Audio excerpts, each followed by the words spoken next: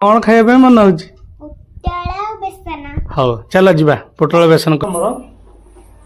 ବେସନ ଗୋଳା ହେଲା ଗୋଟେ କଡ଼େଇରେ ତେଲ ପକାଇ ଗରମ କରିବେ ବେସନକୁ ଆଡ଼େ ଲୁଣ ପକାଇକି ସ୍ୱାଦ ଅନୁସାରେ ଲୁଣ ପକାଇବେ ହଳଦୀ ଟିକେ ପକାଇକି ଗୋଳେଇବେ ଗୋଳେଇ ସାରିଲା ପରେ ଖାଇବା ସୋଡ଼ା ଟିକେ ପକାଇବେ ଖାଇବା ସୋଡ଼ା ପକାଇଲେ ଭଲ ହେବ ଟିକେ ଫୁଲେ ଫୁଲା ସ୍ପଞ୍ଜ ହୋଇକି ହେବ ତାପରେ କଡ଼େଇରେ ପାଣି ଆଉ ଟିକେ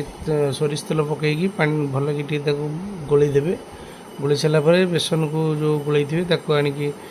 ସେ କଡ଼େଇରେ ପକାଇକି ତାକୁ ଜନ୍ତିଲା ଟାଇପ୍ର କରିବେ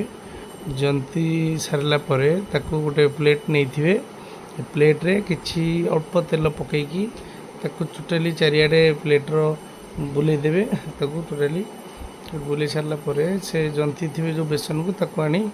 ପ୍ଲେଟ୍କୁ କାଢ଼ିଦେବେ କାଢ଼ି ଦେଇକି କିଛି ସମୟ ପାଇଁ ଥଣ୍ଡା କରିବା ପାଇଁ ରଖିଦେବେ ଥଣ୍ଡା କରିବା ପାଇଁ ରଖିଦେଲା ପରେ ଆପଣ ଆଳୁ ପୋଟଳ କାଟିକି ଗୋଟେ ପ୍ଲେଟ୍ରେ ରଖିଥିବେ ସେଠୁ ତାପରେ ଆପଣ ତେଲ ପକାଇବେ କଡ଼େଇରେ ତେଲ ପକାଇ ତେଲ ଟିକେ ଗରମ ହେଲା ପରେ ପୋଟଳକୁ ପକାଇବେ ପୋଟଳକୁ ପକାଇକି ଭାଜି ସାରିଲା ପରେ ଆଳୁକୁ ପକାଇ ଭାଜିବେ ଆଳୁକୁ ପକାଇ ଭାଜିଲା ପରେ ଆପଣ ବେସନକୁ କାଟିକି ସାଇଜ୍ କରି ରଖିଥିବେ ତାକୁ ଭାଜିବେ ଭାଜି ସାରିଲା ପରେ ତିନିଟାକ ଭାଜି କାଢ଼ିଦେବେ ଗୋଟେ ପ୍ଲେଟ୍ରେ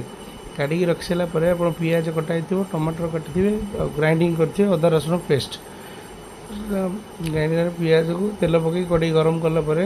ପିଆଜକୁ ପକାଇବେ ପିଆଜକୁ ଭଲ ଭାବେ ଭାଜି ଲାଲ ହେଲା ପରେ ଆପଣ ଟମାଟର ପକାଇବେ ଟମାଟର ପିଆଜକୁ ଭଲ ଆଉ ଟିକେ ଇଏ କଲା ପରେ ଆପଣ ଲୁଣ ସ୍ୱାଦ ଅନୁସାରେ ଲୁଣ ପକାଇବେ ତାପରେ ଆପଣ ମସଲାକୁ ଅଦା ରସୁଣ ପେଷ୍ଟଟାକୁ ପକାଇବେ ପକାଇକି ମସଲାଟାକୁ ଭଲକି ଟିକେ କଷିବେ କଷିଲା ପରେ ଆପଣ ଜିରା ଗୁଣ୍ଡ ଲଙ୍କା ଗୁଣ୍ଡ ଧନିଆ ଗୁଣ୍ଡ ଯାହା ବି ଆପଣଙ୍କର ଥିବ ସେଇଟା ଆପଣ ପକାଇବେ ପକାଇଲା ପରେ ଆପଣ ତାପରେ ଇଏ ଯେଉଁ ଭାଜିକି ରଖିଥିବେ ତାକୁ ବେସନ ପୋଟଳ ଆଳୁ ସବୁ ପକାଇବେ ପକାଇକି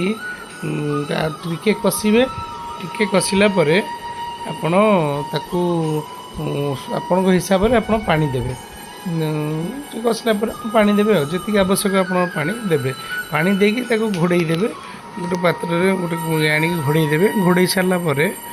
ଆପଣ ଫୁଟିଲା ପର୍ଯ୍ୟନ୍ତ ଛାଡ଼ିବେ ଫୁଟିଲା ପରେ ଗରମ ମସଲା ପକାଇକି ରେଡ଼ି ଖାଇବା ପାଇଁ କେମିତି ଲାଗିଲା ଫ୍ରେଣ୍ଡସ୍ କହିବେ ସବସ୍କ୍ରାଇବ୍ କରିବେ ଲାଇକ୍ କରିବେ।